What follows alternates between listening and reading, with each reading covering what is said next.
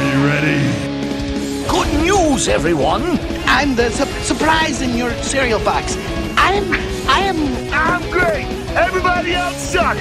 I said, are you ready? Yes, sir, random kid I just met. It's Ciely. Hooray! People are paying attention to me. That's right. You're always blaming me. So, my reputation exceeds me. It's time to check the link. Oh, wait, you serious? Let me laugh even harder. You know what? You just made the list! It's all in football. Sure, we talk about it all the time. Really? No, burn.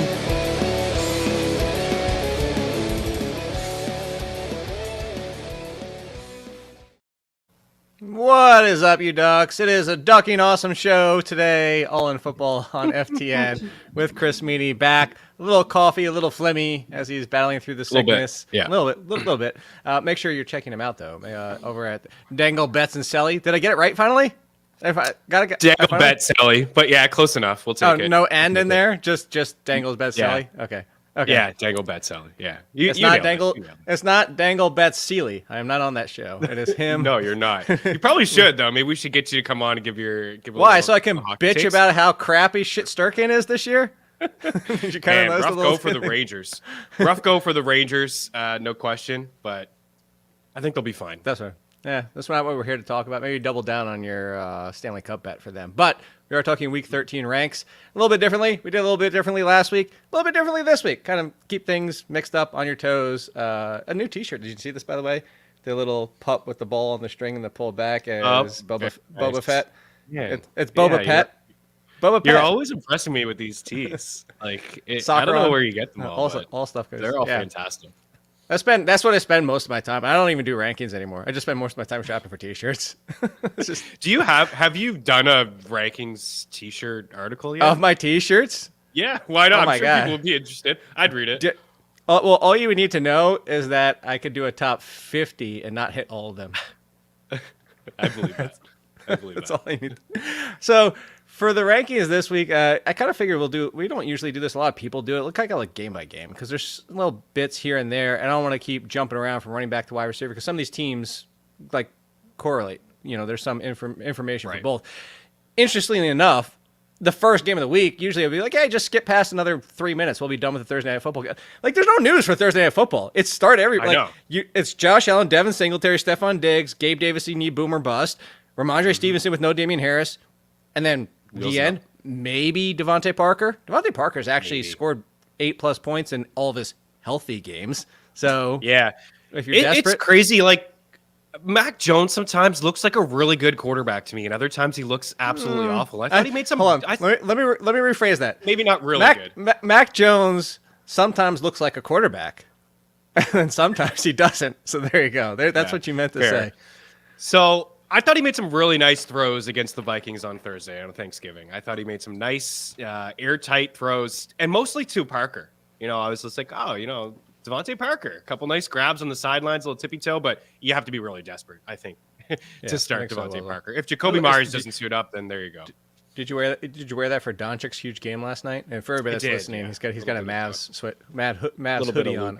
I can't do pullovers. I hate pullovers. That's why. Zip up only. I hate the pulling over the hair and the static. Oh, I have a static pulling over problem the hair. That you can't see behind my stuff over here. I have 2 cans of Static Guard. Like I go through it, especially during the winter. I go through like multiple a year. It's just even jeans, everything. Anyway, I like the pull-ups too, but you got to be careful when you wash them. I don't know if you have a secret. I turn them inside out, zip them up inside out, so the zipper doesn't. I just leave them zipped up. I just leave them zipped up. Do that if you wash them for the people out there that really care. Also, about that. it's less noise. You know, ding, like all this as it goes around. So let's start. Let's just start running through these games here. And as I have just the schedule in front of me, the one at the top actually has a bit of big information. On the Atlanta side, it's Cordell Patterson, Tyler Algier, RB3s, potential top 15 for Patterson, top 25 for Algier. Maybe he falls into the end zone. Drake London, we said was droppable weeks ago. Not even kidding you. As somebody even asked me, like, is he hurt? I forgot. Did he miss? Like, no, you didn't miss anything. That's the passing game. So the flip side is Pittsburgh, there's two ways I want to go with this, and this is why I was going game by game, because I want to talk about Deontay in this game too, but with this backfield. Najee Harris plays, you just play him. If Najee Harris is out and Jaylen Warren plays, you just play him. But the question is, if they're both out, do you waste your time with Benny Snell? We have history of Benny Snell and Anthony McFarland. And granted, they both played well in that game. And granted, it's the Atlanta Falcons. It is. So where do you go? Like, how desperate do you need to be for Benny Snell to be in your lineup this week? I'm kind of interested a little bit. I know it's probably not something you want to hear if you've been down the road before with Benny Snell, as you kind of alluded to. He's had opportunities before. He's had multiple games, I think. Well, okay, here. Tons of carries, no efficiency. We're going to jump ahead. We'll play this guy's name versus a lot. Dameon Pierce hit the wall.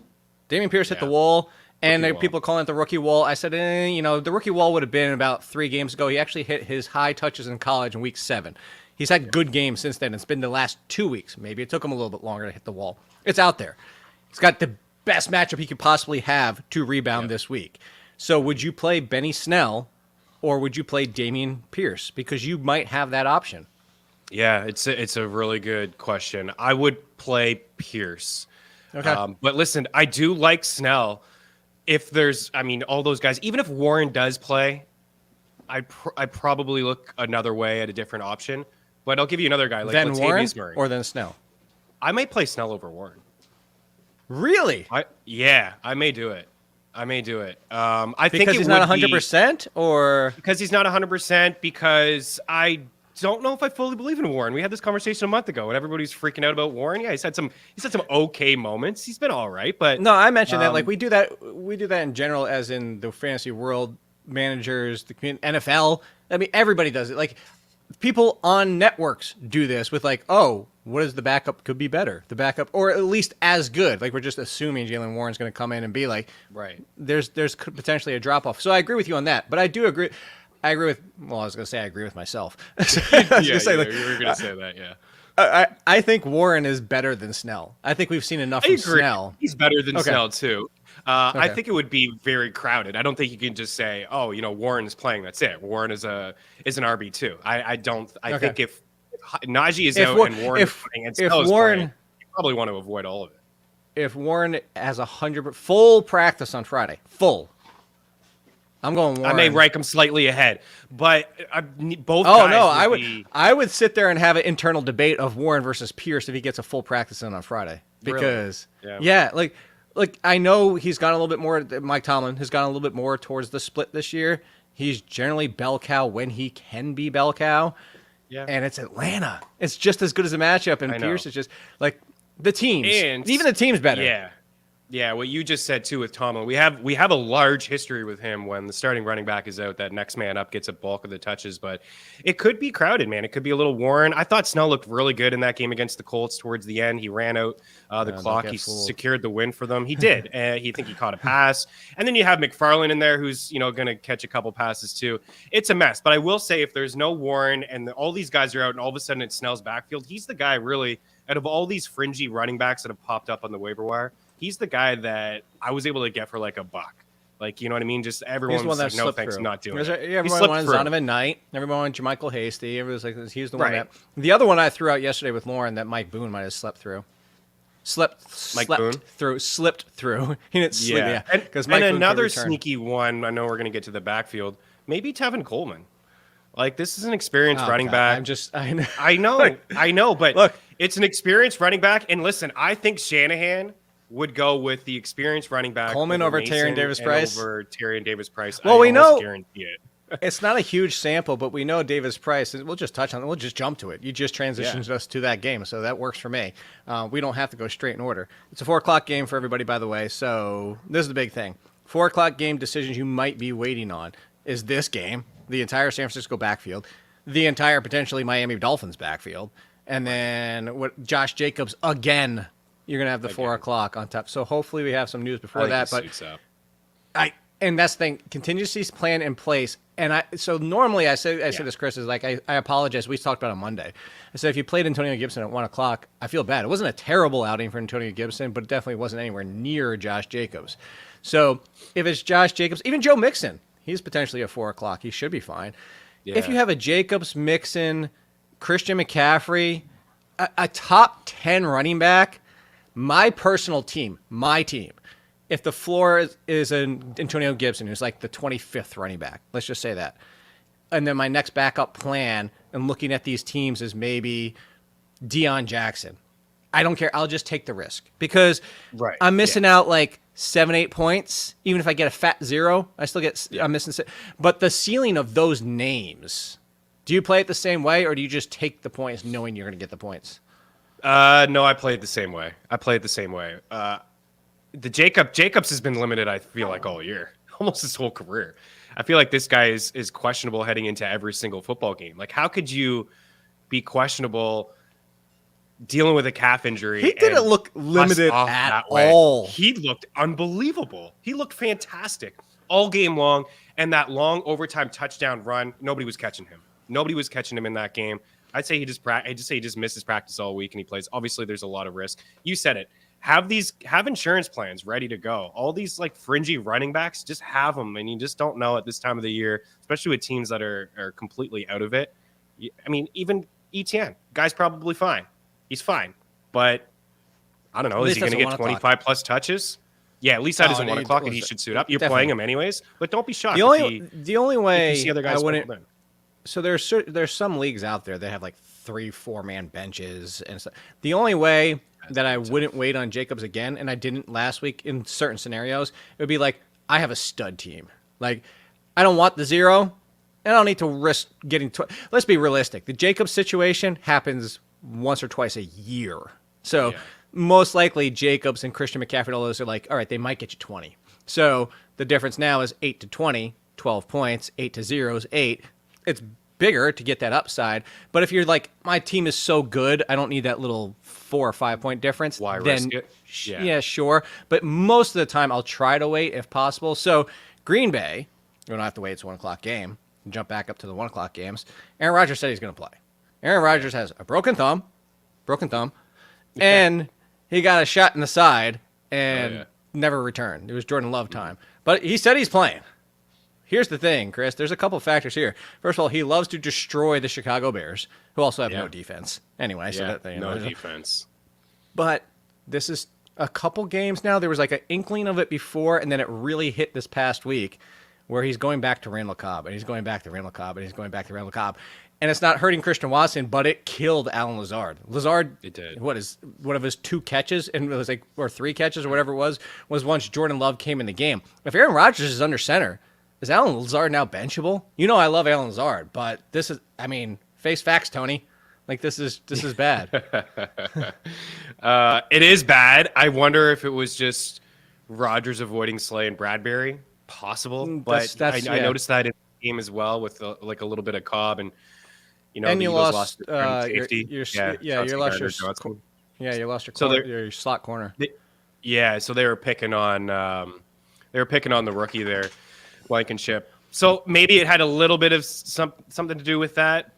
I could see myself probably, sitting Lazard, looking for another. Like if you were able to pick up Zay Jones, like Zay Jones is hanging around waiver wires lately. Like that's a guy. I have 24 targets in 2 weeks. Not lately. That's a guy that I would play over Lazard with no questions asked. I'm stopping you right there. Not lately. Zay Jones has been in my waiver wires since week 1 or week 2. He's been fantastic. Yeah, he's been great all year. He was great last year with the Raiders down the stretch, man, and nobody really bought into him. I'm pretty good couple seasons for Zay Jones. That's where the puffy nose nostril thing emoji, that's where that came from in the waiver column. So like, I tried to tell you, like, I have nothing else to say. If you don't want Zay Jones, you don't want to say, what am I supposed to say at this point? And what a spot this week. He probably lays an egg. It's like the best. 100%. Yeah. Zay Jones is going to have 1 catch for 8 yards this week. I am penciling that. Yeah. Where are the over-unders on Zay Jones? I'm taking all the unders. Just smash all the unders just because we're ready to believe in him.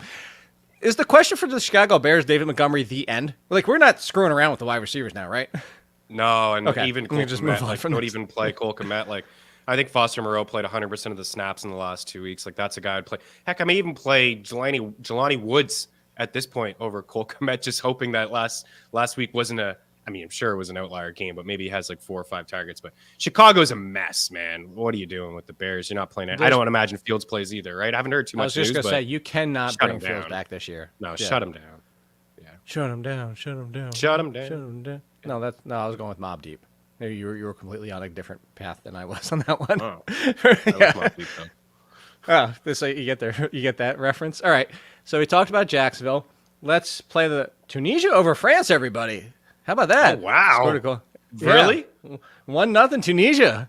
Oh, there you go. Goodness. I'm How sorry. much time did it start? 1-0. 1-0, yeah, get it right. 57 minutes in. By the way, Man. shout out. You can pour one out for Pulisic's man region. Sorry about that, buddy. You're good on or your, however you good say on his last states. name. I don't know. Most of it's on mute on the side, so I don't know if I said Christian Pulisic.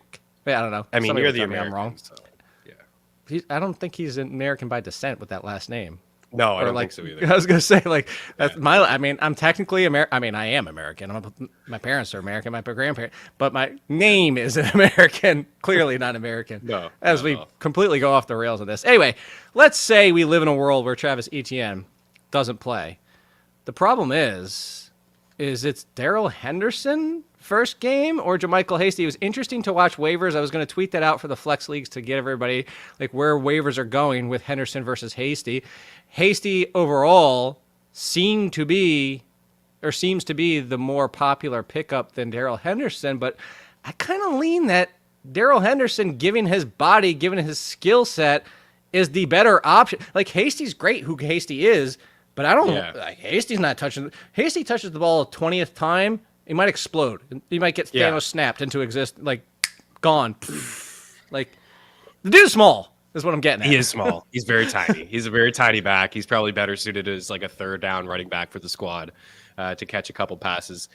I would say that he gets the benefit of the doubt to be the lead, but if there was no Etienne, if they decided to, listen, we'll sit you out for another week, it could be 60-40 in Henderson's first game. It could be Henderson taking over in the second half. It's a really good matchup against the Lions. If Hasty struggled for whatever reason, or he had a fumble or two, then Doug Peterson could turn to Darrell Henderson. I mean, they picked him up for a reason, right? So why not use this guy?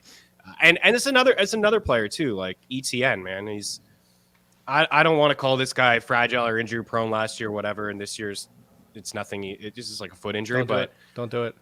I would just like to see this team sit certain players. That's it. I have Etienne too, and selfishly, I'd love to see this guy play and finish out the season. He could be a league winner for us down the stretch of the season, but also just like, looking at his future. And it's like Aaron Rodgers too. Like, take a seat, dude. Well, I mean, that's a whole different reason. It's on the Packers organization to be like, let's see what we actually have in Jordan Love here. Well, on top of that too, I mean, he might be taking a seat permanently. That might be in his mind. He might just be like, he might be done. I'm playing it out. All over for him. So on the Detroit side, I mean, Jamal Williams continues to be like I sit here. I have the same argument with Pat on his show every single week. And I'm like, I get it. I get that if he doesn't score a touchdown, it's like 5 points. But he's Damian Harris from last year. Just play him. He's top fit. Just play him. Yes, the no touchdowns coming. It's probably going to come this week after I argued for 4 straight weeks with him to put him inside the top 15. That being said, that's not who I want to talk about in Detroit. DJ Chark, while healthy, Devontae Parker, copy paste are essentially the same here. Is DJ Chark a sneaky play? I put him as a sleeper this week against Jacksonville. Yeah, I think so. As like a flex, I would say a flex because it's a high total game. I believe it's 51, 52. I think it's the highest total of the week. Detroit plays to a lot of overs. Yeah, and it's his first game back 2 weeks ago. Hardly played last week. More snaps, more routes. Had the touchdown on I think just 2 targets, 2 catches. So I could see him like if I'm. Yeah, I like the call, sneaky call. If I'm projecting like a sneaky touchdown call, like it would be him. I'd be interested. Could see a lot of points in that game, man. So somebody in soccer just died, as seemingly happens every single time they fall to the ground. If you're watching the late in that game, the Iranian who sounded like he lost a leg when he fell to the ground, it was just. Shout out to Jay Felicio. Yes, we do sometimes check the chat. We generally, just as a shout out, we kind of answer questions kind of that everybody can grasp onto. We lean on our chat participants, and we love all of you to help answer the trade questions with each other. That's what you're there for. As we get to, by the way, also shout out to Jay. Congratulations on a new job, buddy. Good job. Yes, breaking into the industry. The board, Jay. Yes. Yeah. So, the New York Jets. That's the flow chart. You weren't here for this, the waivers. I actually had the Jacksonville flow chart and the Jets flow chart because it was like, if out, then if out, then if, like, because you couldn't just, because you had to come back. So you couldn't just be like this. You kind of had to keep going back and forth. So anyway, the Jets, let's start Michael Carter. We know you just play Michael Carter, who let's just say it this way. If everybody plays, if everybody's out there, including James Robinson, it's Carter, James Robinson, risky. But if there's no Carter, do you go back to James Robinson over Zonovan Knight, or do you think Zonovan Knight, what he did, plus the news report that he's potentially earned more? This is from beat reporters, not from the team. Right. That Zonovan Knight has usurped James Robinson. Bam Knight on NFL.com leagues. I guess that's what they call him, Bam. That's his nickname. Everybody's just finding this out now. I mean, to be real, there's a lot of people who had no idea who Zonovan Knight was. Well, let's be clear. I mean, Barry said it the other day. I was watching his show, Matthew. I don't want to call him out. I mean, he's a great guy. Obviously, he follows us, and he's a pioneer in the industry. But he said, "Listen, I didn't really know who Knight was 2 weeks ago. Nobody really did. I mean, besides, yeah, you're following all these players, and Jets reporters are following him. And I've heard some noise on the sidelines about him in practice, like in Mike White. Like, I also wrote him up for the draft. Nice. I like this more than a lot of people did. That's for sure. I'd say it's his backfield. If you there's no you think Carter. So? Yeah, absolutely. The fact that James Robinson was an active, healthy scratch out of a bye. So I do believe it's his backfield. It's interesting. So somebody mentioned this in the comments. I mentioned this on yesterday's show. I did look it up. It seems like there's news out there, but I don't see anything official. So like this is still just speculative. But the report somewhere out there floating, and I saw it on one site. Again, this isn't from NFL.com. This isn't from the team, so I don't know if it's official. But that James Robinson has a clause if that he gets over 250 yards with the Jets, the pick converts from a 6th to a 5th that they traded. So, just saying. Why trade for him just to keep him on the bench? Yeah, come on, man. But maybe they. So you traded a 6th for a break glass in case of emergency, basically. Yeah, I mean it's really puzzling to me. But who knows? Maybe Knight had just come on after the trade over the past couple weeks. Again, maybe he's looked really good in practice, and it's like, oh well, let's give this guy a shot. They weren't really impressed with James Robinson. I don't even feel like they gave James Robinson a real chance. I think the game against the Bills was one of his better games. He had a receiving touchdown. Then they went into the bye, and then coming out of the bye, it's like, who cares about you? Like, that's it. So I would assume he's active. I would assume that if Michael Carter doesn't play, we're going to see him active. We're going to see Ty Johnson active. Like, all these guys are active. But I got to go with the guy we just saw active in the game and actually looking pretty good running the football. And that's what we know. Even with Mike White under center, that's what we know with the Jets. Their identity is to run the football. Well, and let's talk about that part of it real quick. Elijah Moore caught a touchdown, but he was still behind Tyler Conklin, Corey Davis, the running backs, and super far behind Garrett Wilson in team target percentage. I said yesterday's show, pick him up, don't start him yet. Like, do you agree, or would you take the chance? I agree. Okay. No. By the way, football. I mean, I started him last week. It's all about context, though, Jake. You're right, but like, I don't know. I was in a 16-team dynasty league last week where I had no choice, and I was super thankful that he had a touchdown. But I saw the same thing. I was like, wow, like he's really not involved in this offense. But maybe new quarterback blood potentially. But it's a risk to start him. But definitely roster him. So the Minnesota side of things, football being football, primetime Kirk Cousins, Patriots pass defense. Their run defense is more vulnerable. So, of course, we've got Kirk Cousins going ballistic, Dalvin Cook doing very little, and the Minnesota Vikings win. Anyway, just wanted to point that out, football being football, because there's not much, we know Minnesota. There's nothing to talk about with Minnesota. Just like there's nothing to talk about with the New York Giants, because it's Saquon Barkley, bad matchup, by the way, and the offensive line continues, although they are getting Evan Neal hopefully back. And then Darius Slayton, which he's Zay Jones, Darius Slayton copy-paste. If you don't want him, you don't want him. Like, I don't have any more. So, on the Washington side, Brian Robinson caught a touchdown. The Giants' run defense can't stop anybody this year. Their pass defense has lost pieces by the week and are on third-string unit here. However, Chris, my answer for this game is still Antonio Gibson, Brian Robinson, Terry McLaurin at the end. Like, I'm not getting involved with anything else because Taylor Heineke doesn't care Curtis Samuel and John Dawson are on the field. He only knows one person. Well, maybe sometimes the tight ends. Yeah, no, I agree. Is your boy Daniel Bellinger going to come back this week? Not that I would start him, but if you need a desperation tight end. Yeah, I mean, it's just you just need some healthy bodies, in New York to kind of move the football here. But yeah, I mean, Slayton is another week where Slayton topped his receiving yard prop. The books keep going around 40 yards. This is just a deep threat guy and the only guy really in the offense, as you alluded to. And I like Brian Robinson Jr. I think I said a couple weeks ago that I thought that he could potentially be a league winner as people were dropping him over the past couple weeks. And it's just the carries are there. He's not that efficient. 26 for 86 is not great. 15 for 57, but last week 18 for $105. And you mentioned the Giants. Giants by Giants. So, I mean, those next 2 weeks are pretty good. And if you can get into the championship, maybe you're rolling him out against the Browns. I will say this: you were right, but for the wrong reason. Like I 100%. You were like, don't drop. I said if you have to drop Brian Robinson, so I'll give you more credit that you pushed back a little bit more than I did. But you said Brian Robinson in case Antonio Gibson got hurt. The answer was J.D. McKissick. And then it just turned into like a split. It was this is the Broncos from last year. All of a sudden, it is. The next game, your boys. Your boys at home. The Eagles, there's nothing. We know the Eagles at this point. You know who the Eagles are. You know Devontae Smith, boom or bust. We don't need to spend time on the Eagles. The Titans, Derrick Henry is who Derrick Henry is. By the way, oh my God, I don't know how many times I have to mention if your trade deadline hadn't passed to look at that freaking December playoff schedule again. He is going to destroy. As good as it gets. I know. For a running back, it's actually as good as it gets. This is where I want to go, though, with Tennessee. Potential league winner. Breakout game. And another good game. Treylon Burks, question mark, is he here? And is he so here that you can start him against your Eagles? Even without Chauncey Sauce Gardner? Yeah. You can start him. That's the right name, right? He always trips me up because I like Sauce Gardner for the Jets, but like it is Chauncey, right? Right, Jones. Chauncey Gardner Johnson.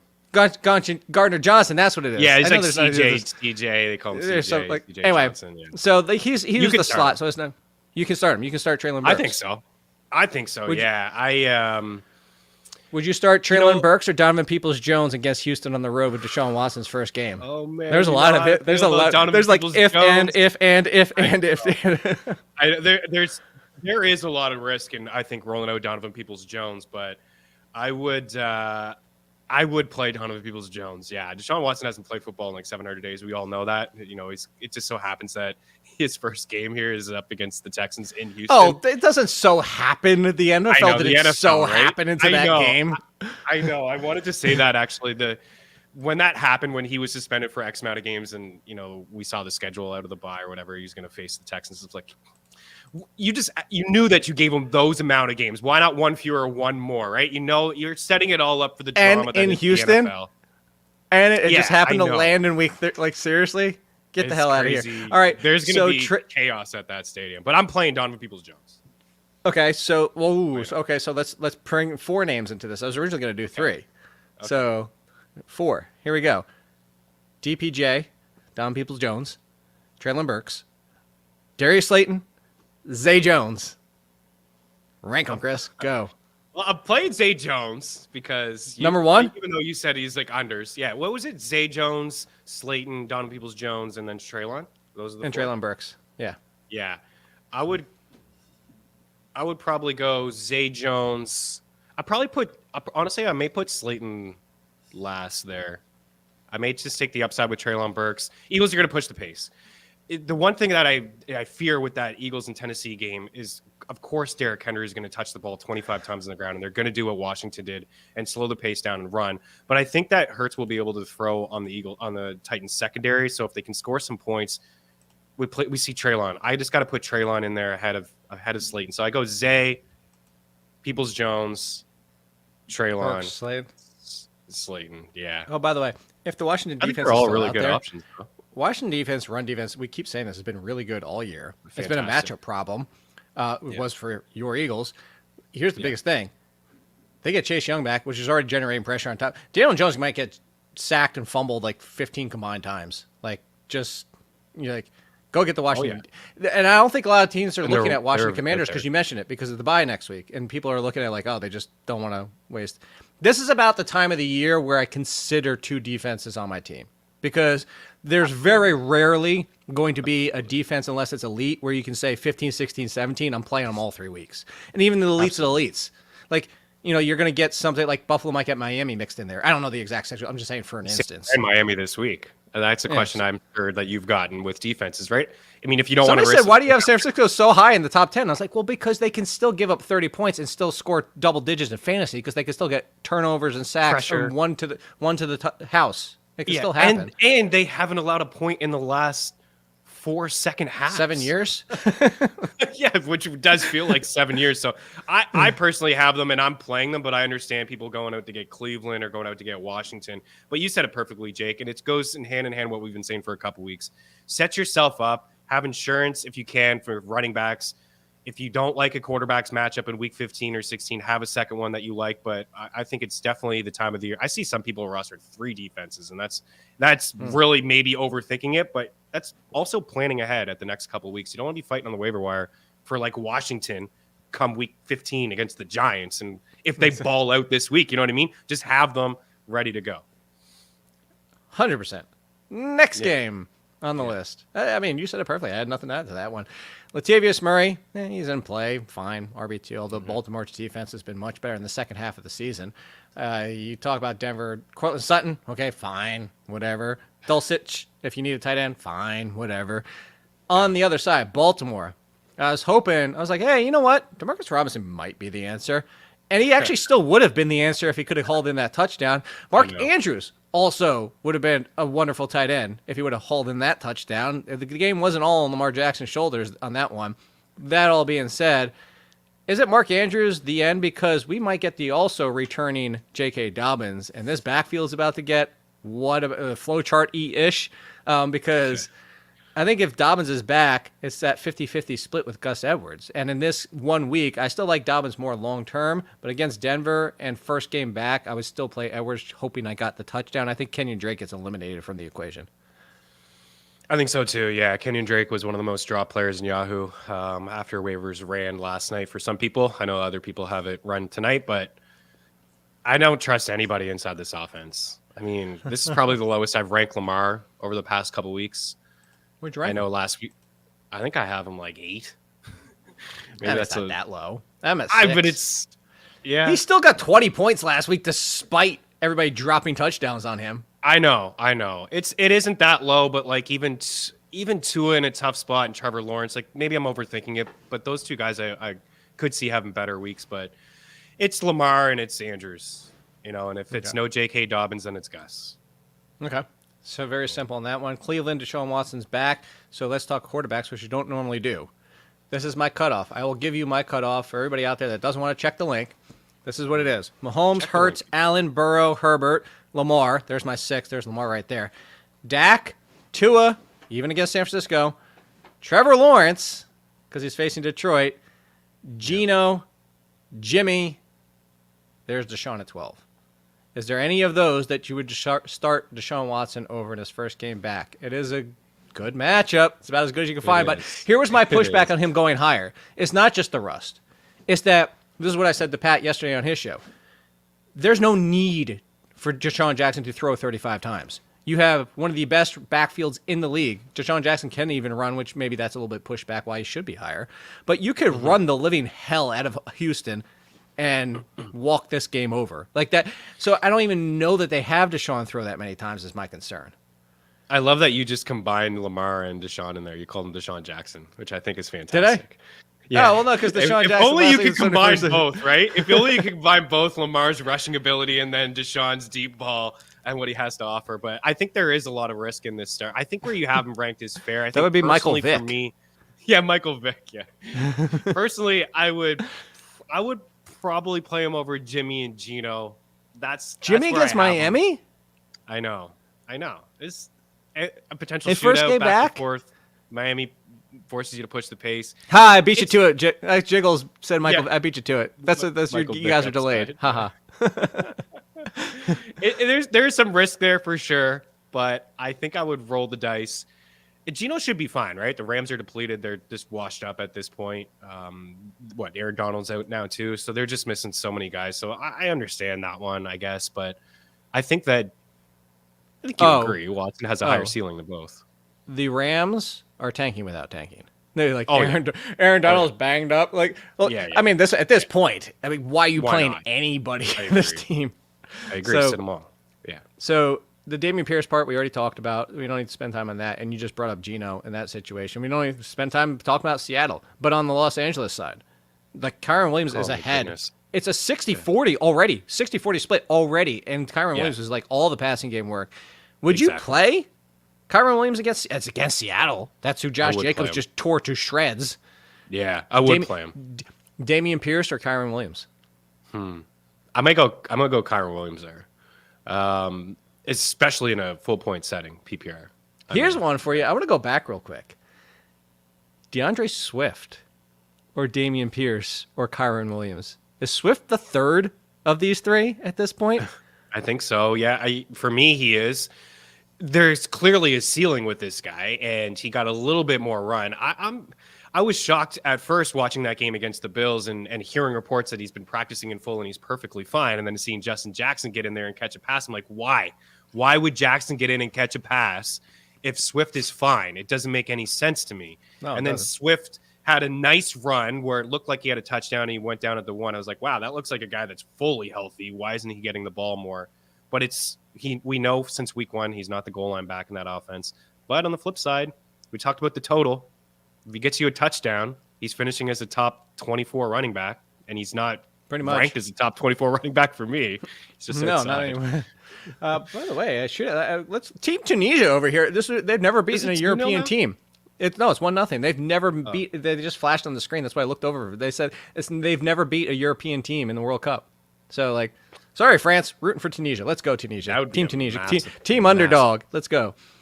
Backfield Central. This is the game. Miami. Jeff Wilson got banged up. Might be okay. There was no Raheem Mostert. Might be okay. Might not. If no, there's Jeff Wilson.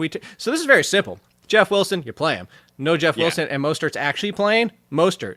The problem is after that, now we're talking about Myles Gaskin. And I said, look, we already got Zamir White and Zonovan Knight. We might get Zaquandre White for the Dolphins, which would be terrific just to get them all the Z's, man. All the Z's rookies awesome. Running backs. So the 49ers is the interesting one. Pat ranked Christian, and I'm not coming for Pat. People on Twitter, I understand his argument. Pat doesn't even have Christian McCaffrey as a top 20 running back because because of the use. Like No, because it's the use. You have to wait till 4 p.m. That's part of his argument and stuff like that. But I pushed back and I said, well, what if you knew he got a full practice in or whatever it might be? But Christian McCaffrey, you play him if you play. If you can wait, you're playing him.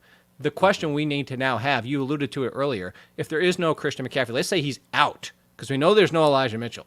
So there's no Elijah Mitchell, no Christian McCaffrey. That means Davis Price and Tevin Coleman probably both get activated. Is the pecking order for you? It sounded like it. Coleman, Davis Price, Mason.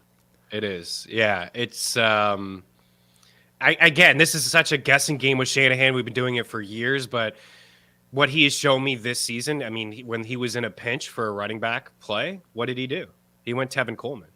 He went Tevin Coleman over Tyrion Davis Price and Mason, both of those guys. Mm-hmm. He went Coleman over both of them. We've already seen it this year. Plus, it's must-win situations.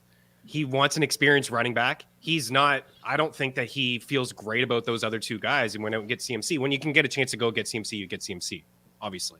But now Elijah's down, so it's the next man up. And the next man up is a veteran running back in Tevin Coleman, who knows the system, has been with Shanahan for years. Yeah, I think he leans on Tevin Coleman if there's no CMC.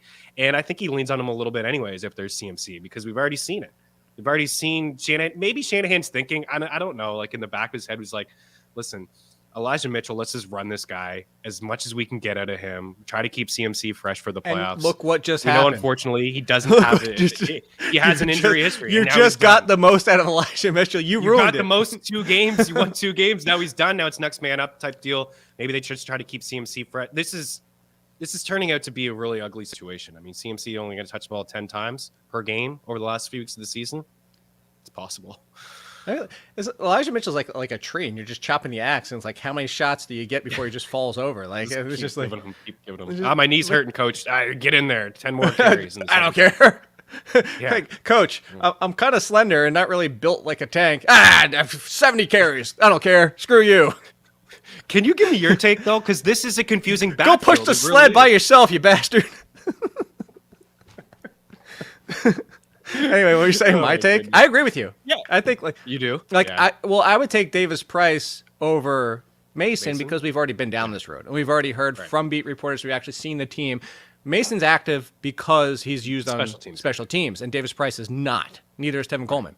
So that's why. But I'm with you. He like the Tevin and Matt Barrows for The Athletic backed it up by saying, "Don't be surprised if it's Tevin Coleman." So it's done then. Barrows knows what he's talking about over at The Athletic. I love it. I didn't see that quote from him. He's free right now, guys. Everyone's picking up, even in all my leagues. Money spent on Mason, Tyrion Davis Price. Davis Price. I just scooped up Tevin Coleman this morning in every league possible for nothing. Tevin Coleman and Mike Boone, league winners. Watch. Oh my goodness. And we've seen crazier things happen over the past few years. This is the time of the year where things get nuts. What do we say all the time? You just got to get to the dance. You just got to get to the dance, and you have average people win you championships, but you just live in the moment.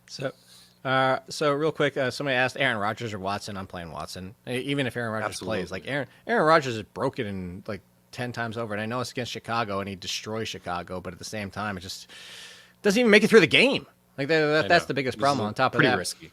KJ asked a question that I already saw on Twitter, and I joked about with Adam Rank and John Daigle, and they're talking about tight ends. Just like, look, there's like 5 good tight ends. The rest, throw them in a damn hat and pick a name out, man. Like, I had somebody ask me, like, do I drop Cole Kmet for Tyler Conklin? It's like, sure, I don't care. And I'm not trying to be like, this is our job, but like, there was a reason. Like, these names. Like, my answer is like, sure. I actually even joked. I said on Twitter, my answer is sure, no, yes, whatever, yellow, tacos. I don't care. Like, just pick one. And well, because I said I said this weeks ago to you, Pat, Meaney. I said this to you weeks ago. Is the problem with tight ends because you're like chasing production. So like, if you drop Kmet for Conklin and then Kmet goes off, then you're like, oh, I'm going to go back to Kmet, then you keep missing. So here's the comparison I'll make. This is really simple. If anybody's ever seen the Deal or No Deal. When it's a math thing. If they talk about when you have the 3 doors and then you pick one, and then they say, all right, it's not in this door. Do you want to change or stay? And the math behind it is you always switch because you go from 1/3 to 50-50. I know, like, go read the article. It's essentially very similar. Is when you come to tight ends, it's like, all right, you already got the non-production, the other one produced. So it's like you just took, like, you're going to go chase that and you're just switching back. So it, like, I know there's. I'm going to play that game. There's some. That's the thing. You're playing the game. I get caught up in it. Yeah, I know. You said it perfect. And I've been rolling. You're adding a third option. So what I was going to say, like, let's say you're with Kmet. You're picking Kmet 50-50 has a good game. Next week, 50-50 has a good game. 50-50 has a good game. So adding a third variable, you've now made it 33% you get a good game. And that's what I'm saying. Yeah. Actually, technically, math-wise, it's 25% because it's 50-50 and a 50-50, which makes it 25. Absolutely, yeah, for sure. No, I see what you're saying. Math! You laid it up all in math, everybody. That's simple, math. I mean, it's a tight end position. It's another year, right? And every year I seem to get a little excited about heading in. I make like little excuses or like just get excited about certain guys that could break out and be valuable in fantasy leagues. And it's just another year at the tight end position. I may roll out Woods over Dulcich and just hope that, last week wasn't. He is such a big body. Yeah, Foster Moreau I would play. I think I glanced over that question. Foster Moreau over all those guys just because he's playing 100% of the snaps and the Raiders defense is trash. So, but it's really tough. Like, I wonder if Matt Ryan doesn't want to throw the football down the field. And when somebody gets locked into certain guys. Somebody asked me Woods guy's like 7'7". No, I know, but I know. So I had he's 6'8", by the way. I had Jelani Woods down in the ranks, and somebody was like, "Oh, well, just a 1 week wonder." I said, "There's the proof." No. Here, like, there's the proof of the tight end position. It's not. This is the second time. It's just that's how bad. Like, you don't remember the first time, and you don't remember that the Colts have been Jelani Woods and then Mo Alley Cox, and then Kylan Granson had a good game. That's why I'm not chancing. A couple weeks ago. Yeah. No, I hear you. I might roll the dice. And that's the proof of the tight end position. Kansas City and Cincinnati. Is Joe Mixon? I don't know why. Apparently, we have to talk about Joe Mixon like this. Is Joe Mixon an RB1 with what Samaje Perine done in his absence? I don't think I have him ranked as an RB1. I think I'm just outside. He's a low end, high end for me. Yeah, I do actually. I have him outside the top 12. Wow. You're playing him regardless, but P. Ryan's going to keep his role as a third down back. I suppose in an A team, who could you play in an A team? Not even an A team. I'll give you Ramondre over him for sure. I was going to say Ramondre for sure. You might have even picked up Ramondre. You might have Etienne. Yeah. I mean, you Jamal could Williams. have Jamal. Would you go Jamal You're Williams playing over Jamal him? Williams over him at this point? I don't know. I might in that high total game. I don't know if I go. I think that'd be like back to back for me. That's pretty. It's pretty. I don't have him ranked ahead of. I don't have Jamal Williams ranked ahead of him. If Christian The McCaffrey's safer the other play running back is- and then is you Mixon. lose him this week, so yeah. Okay. The thing with But- Kansas City, right? It's just going to be a high. These two teams played roughly around the same time last year too. It was a shootout. There was a lot of points on the board. Mixon hasn't been efficient, as you know, but he's catching passes. Even with P. Ryan having that third down role, Mixon still finds a way to get like 3 or 4 grabs on a weekly basis. Okay. A few more than the last 2 games. They're not a lot to go on, so good. They're last. Chargers at Raiders. Josh Jacobs, we discussed that situation. Make sure, I mean, Zamir White doesn't have a huge ceiling. The dude's a tank, but he's kind of I don't want to say plodding because he's not. He's a slow tank. So he can get through the line. I just don't expect the excitement of Zonovan Knight. But, I mean, maybe unlike Zonovan, he gets a touchdown, 2 touchdowns because he just falls in because he's a tank. Possible. Los Angeles, no Mike Williams. You can play Josh Palmer and DeAndre Carter. They're pretty much flip-flopping games. I compared them to, they're the 2 and 3 on their team, but they're the 2 and 3 version of Mike Williams or Mike Evans and Chris Godwin. It's they're just going to keep alternating. They're just just go ahead and play them both. Yeah. The Colts situation is the one I want to talk about as we get out of here. Michael Pittman and Paris Campbell, are they both benchable? I had somebody ask me, and they're like, I kind of want to bench him, and I think the name, it wasn't quite Darius Slayton. It was a little bit higher than that, but I just kind of, going against Dallas' secondary, Matt Ryan's going to get sacked 8,000 times. Ryan may not come out of this game alive. What I noticed, and that I've seen it a bunch of times this year, but certainly I know Troy Aikman alluded to it as well, is that this guy just needs to throw it away sometimes. I don't know what he's thinking. He can't run. He's not mobile. What is he? He gets out of the pocket and he starts to run a little bit, and all of a sudden he's just smoked. I'm like, Matt Ryan, man, throw it away, dude. I'd play Pittman. As a wide receiver 3, I would not play Paris Campbell. It's going to be a long day for the Colts. It was Paris Campbell's first bad game. It was his first bad game. First bad game since the breakout with Matt Ryan. Yeah. But it is against Dallas. All right. Was there anything on Dallas? There's not really anything in Dallas. I had Zeke Pollard. You're playing them both. Dak Prescott, CeeDee Lamb, Michael Gallup showing signs of life. He's showing signs like the stash there. Yeah. So Saints and Tampa Bay as we get out of here. Mike Evans, how worried are you? I asked this yesterday. I don't have much of a worry. Lauren doesn't have much of a worry. But what about you? This is the first. He's done this before. He's gone through dry spells, but it's usually only been 2 games. He's never hit a 3 game in a row. This is the first time in a long time. He's done it before, but this is the first time in a long time he's done 3 bad games in a row. Against the Saints, bounce back week. Is this going to be the one where Mike Evans gets you 2 touchdowns? Is there a world where you're benching Mike Evans? If you think that he's going to get ejected against Marshawn Lattimore, maybe. Oh, Marshall Lattimore's not out there unless he surprisingly returns finally this week. Yeah, I guess he's dead. He might even be on the sideline. He just yelled at him on the sideline. They're always fighting with each other, man. They're always fighting with each other. Would you bench Mike Evans for Zay Jones? That's the question. No, I wouldn't. Okay. I wouldn't do it. But it's a good question, right? I mean, has Zay Jones got 24 targets in his last 2 games? I'm not worried about him. You said, he doesn't go through these long stretches. He had the air yards, if that means anything to you. There was a ton of air yards for him. He just wasn't catching them. I play White. I play all those guys. I actually dropped that. I used to have unrealized air yards in the waiver column.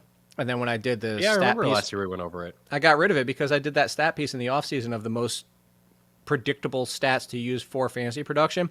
Unrealized air yards, very, very little relevance. It tells you where the ball's going. Absolutely. And regression should help it come back around. And sometimes it does, but it's not a guarantee. Just because, if you have, go Sam Darnold. He's going to have unrealized air yards every single week because he's throwing them 20 yards into the stands, and there's going to be unrealized air yards all the time, just so you know. And he's always quick. He's also what? No, go ahead. Finish. Oh no, that was it on Sam Darnold. I was going to ask you one more question before you get out of here, so chime in before I was just going to say I want people to check the link, but I want to know if you have Alvin Kamara as the top 25 running back. That's what. No. That's what we're going to do. Where we're getting out of here. Right. So. Yeah. I mentioned and I said Alvin Kamara needs Jameis back, and everybody's like, I thought Andy Dalton was better. It's that was the perception. Everybody's just like, Jameis doesn't throw to running backs. Go look at it. It's 5.3 targets per game for Jameis to 6 on the nose for Andy Dalton. 0.7 per game. Over the course of an entire year, okay, handful of targets, sure. But the problem is the offense works better with Jameis. And the biggest thing, Winston and his usage of where he's throwing to Kamara. I don't know if this is scheming by the team or whatever it might be. He's also getting fewer runs. He's getting fewer rush attempts. And the routes and the scheming he's getting used with Jameis were better than what he's getting used with Dalton. I'm with you. I think Kamara is a fringe RB2 unless Jameis Winston's back at quarterback. Yeah, you said it perfectly. It's a good way to go out. Answered it for you. Did you see it? Yeah. He's RB24. He is the last RB2 of the week. Yeah. I got him at 25. So, yikes. Yeah, Great playoff schedule. Great playoff schedule. I mean, at this point, are we going to see the quarterback switch? Andy Dalton hasn't shown us really anything. So please. And don't give me the Taysom Hill nonsense. They tried that last year. Get the hell out of it. That's fine for Taysom. Sure, fantasy relevance for Taysom. He's going to ruin the offense. And hopefully we didn't ruin your day. And you will be back on Monday, hopefully celebrating a win and not ruining your season as you approach the playoffs. At Chris Meaney over at Etienne, code all in, 20% off over at The Athletic. Another new deal. It's not the $1 a month. You missed out. Sucker. Haha. Should have listened. But anyway, we still look. No, I'm just kidding. We'll see you next week. Good luck. Go Tunisia.